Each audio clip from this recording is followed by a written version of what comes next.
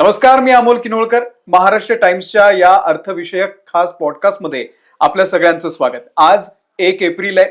आजपासून नवीन आर्थिक वर्ष सुरू होते आणि आजपासून अनेक बदल आपल्या आयुष्यामध्ये घडणार आहेत. नेमके काय बदल आहेत, सरकारचे नवीन नियम कोणते आहेत, हे सगळं आपल्याला सविस्तर जाणून घ्यायचंय पुढच्या काही मिनिटांमध्ये आणि आपल्याला सोप्या भाषेमध्ये हे समजावून सांगणार आहेत महाराष्ट्र टाइम्सचे सहाय्यक वृत्त संपादक श्री वैभव वझे सर. सर, आपलं स्वागत आहे. आजपासून नवीन आर्थिक वर्ष सुरू झालेलं आहे आणि या आर्थिक वर्षामध्ये सगळ्यात महत्वाचा बदल होणार आहे तो म्हणजे इन्कम टॅक्सचा. तर इन्कम टॅक्स मध्ये नेमके काय बदल होणार आहेत ते जरा आपल्या प्रेक्षकांसाठी सांगा. इन्कम टॅक्स मध्ये खरं म्हणजे बदल काही होणार नाहीयेत, पण नावं आता बदलतील. कसं आहे की काय सरलीकरण ज्याला म्हणतो आपण की सिम्प्लिफिकेशन इन्कम टॅक्स ऍक्टचं करण्यात आलेलं आहे. त्यामुळे जवळजवळ कर विषयक नियम जे 399 होते त्यांची संख्या आता 190 वर आणली जाणार आहे आजपासून. त्याच्यानंतर एकंदर कर विषयक आपल्याला अर्ज भरायला लागत होते वेगवेगळे, ते 511 होते, ते आता 333 वर आणलेले आहेत. बरं. एकंदर कर 1961चा जो कर कायदा होता तो आता कमी पानांचा करून सुटसुटीत आणि सोप्या भाषेत करण्याचा प्रयत्न सरकारने केलेला आहे. आणि या प्रयत्नामध्ये आपल्यासाठी म्हणजे नोकरदार वर्गासाठी जे अगदी आपण ज्याचा जप करत असतो नवीन आर्थिक वर्ष आल्यानंतर टॅक्स भरण्यासाठी, तो म्हणजे फॉर्म 16. आणि हा म्हणजे अर्ज 16 वगैरे अशा नावाने अजिबात ओळखला जात नाही, तो फॉर्म 16 म्हणूनच ओळखला जातो. तर त्या अर्जाचा क्रमांक आता 130 होणार आहे आणि त्याच्यामध्ये जो 16A आहे तो आता 131 होईल. त्याचप्रमाणे मध्ये सरकारने आणलं होतं की एक ॲन्युअल स्टेटमेंट ज्याला म्हणजे वार्षिक जो काही आपला गुंतवणुकीचा किंवा याचा सगळ्याचा डेटा आपल्याला मिळायचा इन्कम टॅक्सच्या साईटवर, त्याला आपण फॉर्म 26AS असं म्हणायचो, तो आता 168 होईल. म्हणजे फॉर्म क्रमांक बदलतील, त्याचं स्वरूप बदलणार नाही.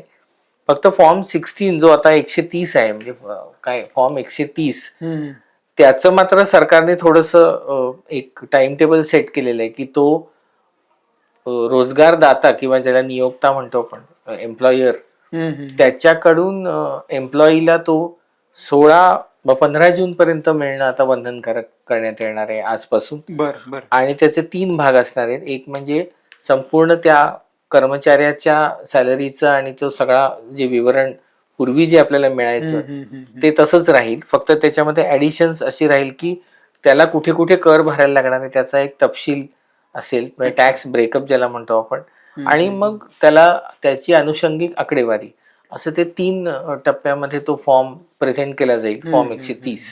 त्यामुळे हा एक महत्वाचा बदल नोकरदारांसाठी निश्चितच आहे. म्हणजे त्यांना कदाचित समजणार नाही की अरे फॉर्म 16 आपण म्हणत होतो तो अचानकपणे फॉर्म 130 होऊन आलेला आहे. तर असं काही तुम्ही गोंधळून जाण्याची गरज नाही, कारण तो फॉर्म फक्त बदललाय, पण त्याचं स्वरूप अधिक स्पष्ट होईल अशी आशा करायला काही हरकत नाही.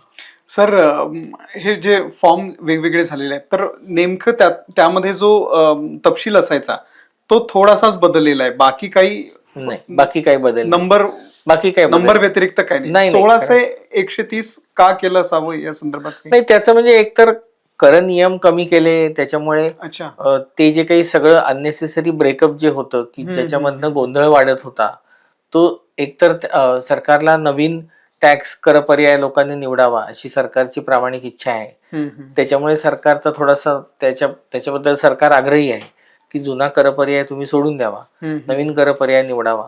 आणि त्याला त्याच्याकडे लोकांची गाडी वळवायला मग काहीतरी बदल करणं अपेक्षित आहे. आणि शेवटी असं आहे की तो 61 सालचा कायदा आहे, बरं त्याचा रेफरन्स, तो कायदा जेव्हा लिहिला त्यावेळेला कदाचित ब्रिटिशांचा जो कायदा होता त्याचाच रेफरन्स घेतला गेला असेल. त्यामुळे हे कालौघात सुटसुटीत होणं अपेक्षित होतं, त्याप्रमाणे ते आता आजपासून लागू होईल. पण एक मात्र आहे त्याच्यामध्ये की पॅन आणि आधार याचा जो उपयोग आपण करविषयक व्यवहारांमध्ये जो जिथे जिथे होत होता तिथे तिथे आता थोडासा छोटासा बदल असा आहे की पॅन आणि आधार जर का जोडलं नसेल तर ते त्वरित जोडून घ्यावं आणि पॅन वरचं नाव हे आधार प्रमाणेच असावं, आधार कार्डावरच्या नावाप्रमाणे. हा एक आग्रह आता सरकार आजपासून म्हणजे 1 एप्रिल 2026 पासून धरणार आहे. त्यामुळे ते सर्वसामान्य माणसांनी, मग तो नोकरदार असो, व्यावसायिक असो, कोणी असो, त्यांनी थोडंसं त्याविषयी जागरूक राहायला पाहिजे.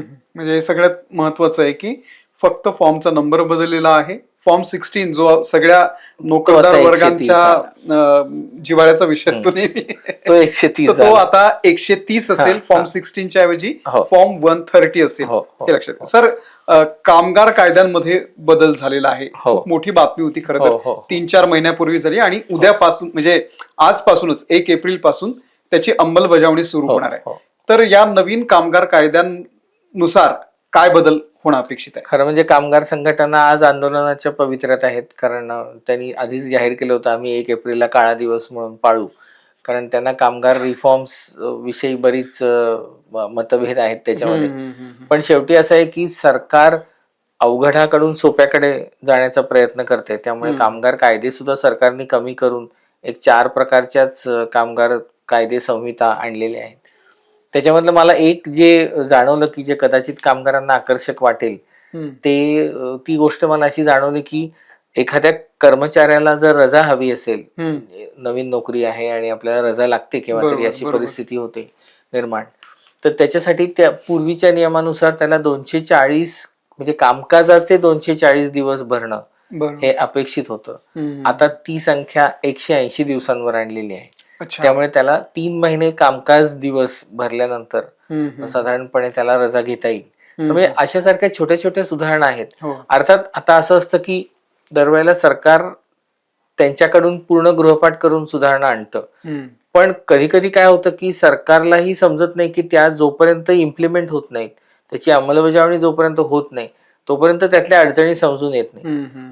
तर तसंच जसं नवीन कर पर्याय आणल्यानंतर त्यातल्या अडचणी काही समजून आल्या सरकारला, त्यानुसार सरकार हळूहळू बदल करत आहे. त्याचप्रमाणे आता हे कामगार कायदे सुद्धा आजपासून लागू झाले की मग त्यातले जे काही अडचणी आहेत किंवा त्यातले कॅल्क्युलेशन्स मध्ये काही गडबड होतीये का, उदाहरणार्थ आता कर्मचारी प्रॉव्हिडंट फंड आहे, त्याचं कॅल्क्युलेशन काही गडबड होतीये का, किंवा कर्मचाऱ्याला सेवानिवृत्ती देताना त्याचं वय काय असावं. आता काही ठिकाणी आपण बघतोय की महापालिकांतून 60 वर्ष करा 60 वर्ष करा असा आरडाओरडा चालू आहे. नवी मुंबई महापालिकेचं ताजं उदाहरण आहे की 60 वर्षाचं वय करा असं आरडाओरडा चालू होता, पण तो काही अजून मंजूर झालेला नाहीये, किंवा तो मंजूर होईल की नाही त्याविषयी काही निश्चित माहिती मिळत नाही. तर अशा प्रकारे जर 58 वरून 60 करा किंवा काय स्वेच्छानिवृत्तीचे काही नियम सुटसुटीत केले असतील, तर ते हे सगळे आज लागू झाल्यानंतर आता त्याचे ज्याला आपण म्हणतो की पडसाद किंवा रिपरकिशन काय येतात ते आता सरकारला यथावकाश कळेल, पण ते आज लागू होणं हे महत्वाचं आहे. बरं, सगळ्यात शेवटचा सर प्रश्न, फास्टॅग मध्ये नेमके काय बदल होतील? फास्टॅगचा जो पास आहे तो वार्षिक 3000 रुपये होता, तो आता 75 रुपयांनी वाढवण्यात आलेला आहे. आणि फास्टॅग जे आपल्याला नवीन पास काढायचा असेल तर तो आपण आता national highway authority of India NHAI त्याच्या साईट वरून आपल्याला ते रिन्यू करण्याची परवानगी देण्यात आलेली आहे. एक इथे आपला मुद्दा सुटला, तो आता आठवला की अल्पबचत योजना, ज्याच्याकडे खूप मोठा वर्ग ज्याच्यामध्ये पैसे गुंतवतो, म्हणजे पोस्ट ऑफिसच्या योजना थोडक्यात, तर त्याच्यामध्ये फारसे काही बदल नाही आहेत. फक्त मासिक आय योजना जी आहे MIS, त्याचं व्याज त्यांनी 7.4% एप्रिल ते जून या तिमाहीसाठी केलेलं आहे. बाकी ते आता दर तिमाहीत व्याज बदलतं, त्यामुळे एप्रिल ते जून या तिमाहीसाठी राष्ट्रीय बचत प्रमाणपत्र NSC त्याचं व्याज 7.7% मिळेल. नंतर किसान विकास पत्राचं व्याज 7.5% मिळेल. फक्त त्या किसान विकास पत्राची मुदतपूर्ती जी आहे ती आता 115 महिन्यांची आजपासून करण्यात आली आहे. पोस्ट ऑफिस बँकेत खातं उघडल्यानंतर त्याच्यात 4% व्याज बचत खात्यावर मिळेल. PPF मध्ये पूर्वीप्रमाणेच 7.1% व्याज मिळेल. आणि सुकन्या समृद्धीमध्ये पूर्वीप्रमाणेच 8.2% व्याज मिळेल. त्यामुळे हे बदल निश्चितच, म्हणजे याच्यात काही बदल आहेत, काही तेच कॅरी फॉरवर्ड आहे, पण हे सगळं आपल्याला समजून घेणं गरजेचं आहे, कारण आपण नुसतंच पैसा केव्हा तरी गुंतवत जातो किंवा साठवत जातो, पण त्याच्यावर काय मिळणार आहे नेमकं, आणि ते मिळाल्यानंतर ते इन्कम टॅक्सच्या भाषेत कसं रिफ्लेक्ट होणार आहे हे आपल्याला समजून घेणं खूप गरजेचं आहे. ओके, खूप खूप धन्यवाद सर. आपण अगदी सोप्या भाषेमध्ये हे सगळं समजून सांगितलं, आणि आणखी बरेच खरं तर बदल होणार आहेत, त्याविषयी आपण आणखी सविस्तर येत्या 1-2 दिवसांमध्ये बोलूयात.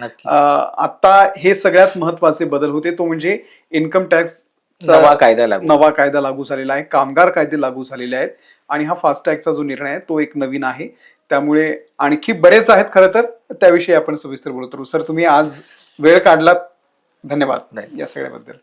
आणि तुम्हाला सुद्धा नवीन अर्थविषयक कुठल्या विषयावरती माहिती जाणून घ्यायची असेल, तज्ज्ञांशी या संदर्भामध्ये काही प्रश्न विचारायचे असतील तर आम्हाला विषय सुचवा. आम्ही जर शक्य असेल तर त्यावरती नक्की पॉडकास्ट करू. या खास पॉडकास्टमध्ये इथेच थांबतोय. धन्यवाद.